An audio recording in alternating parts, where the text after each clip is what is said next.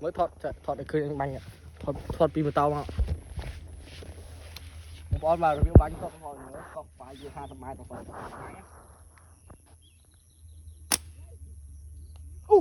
thử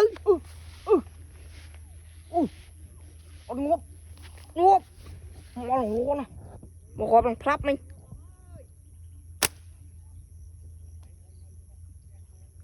ở cục ở linh nước bánh nhà vốn ở cục mùi cái nấu po bánh vốn ở cục bắt ra cục trong mà pon máy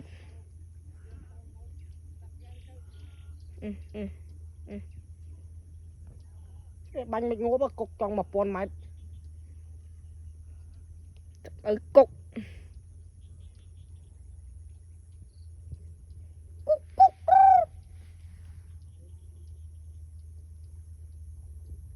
pi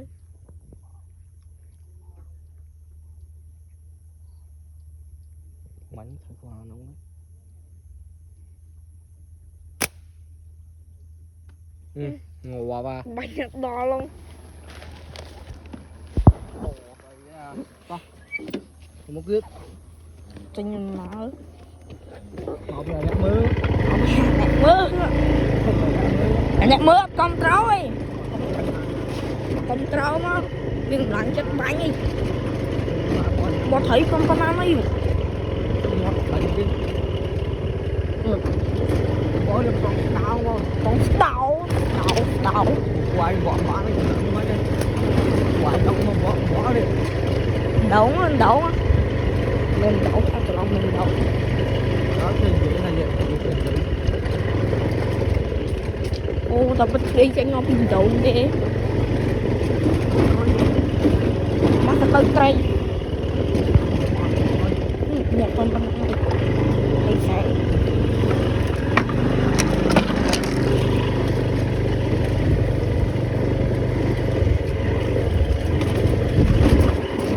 sáng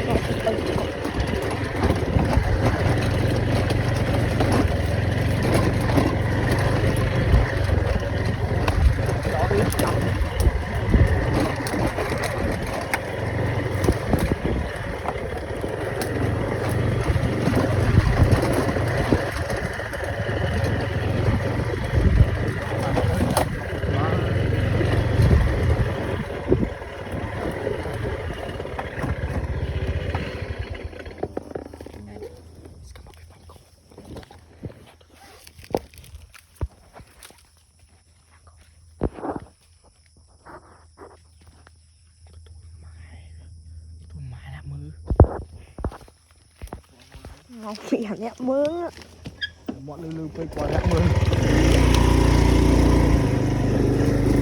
và nhạc mướn con thế đấy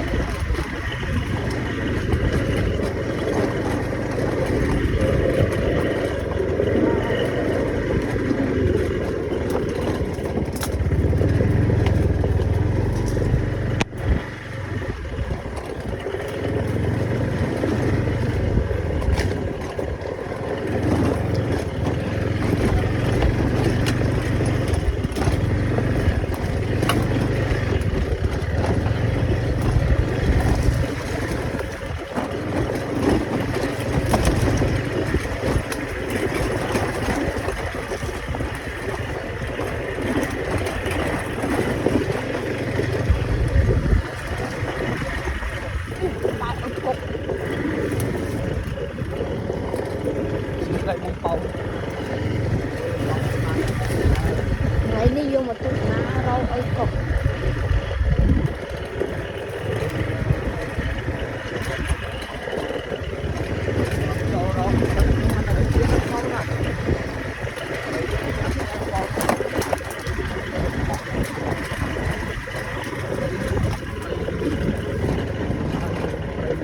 sama tu nấu play ăn mà tu nên bách là anh là tra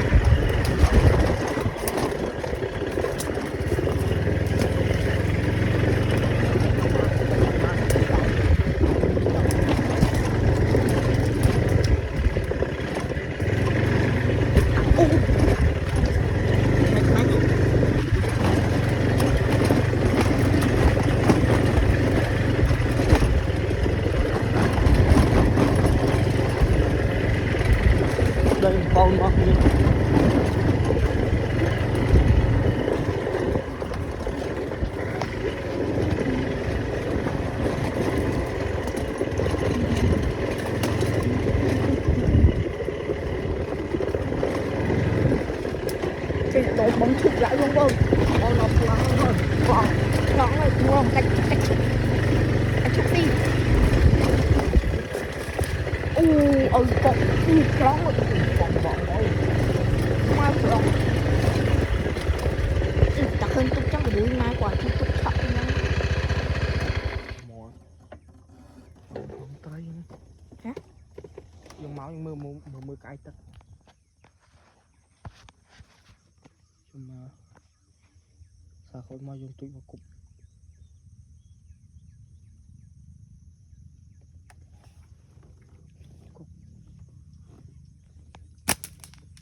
Bốc một mặt. Ngon quá ta hứa mong con. Đây với chị em mình. Những bánh có 3 tay mui.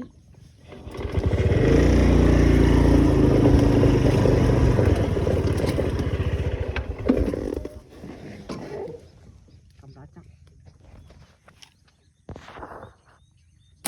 Lắp. Bà ơi, bà ơi, bà ơi.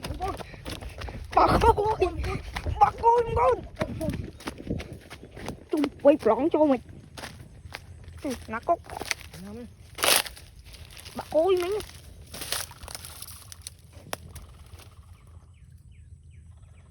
Lư rồi đấy. Cứ tắt. Mưa xanh. Mấy người đông ná mình. Mưa xanh. Mong bạc cô lại vào mới cắn sạch cho họ. Con là bánh xạ mưa con cùng ở trong căn nhân cho đâu.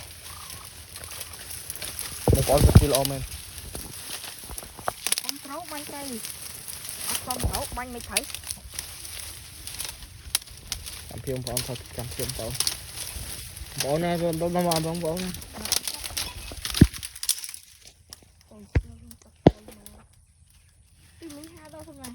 Lại đây đó.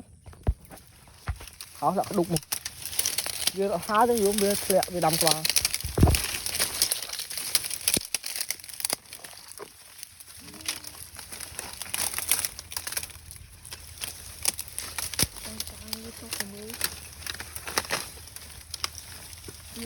Mấy con thật ra.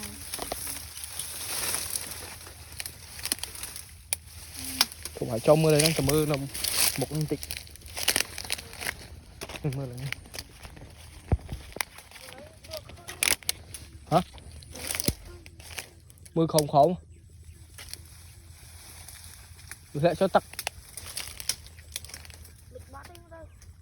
Mưa ở lấy chè nó.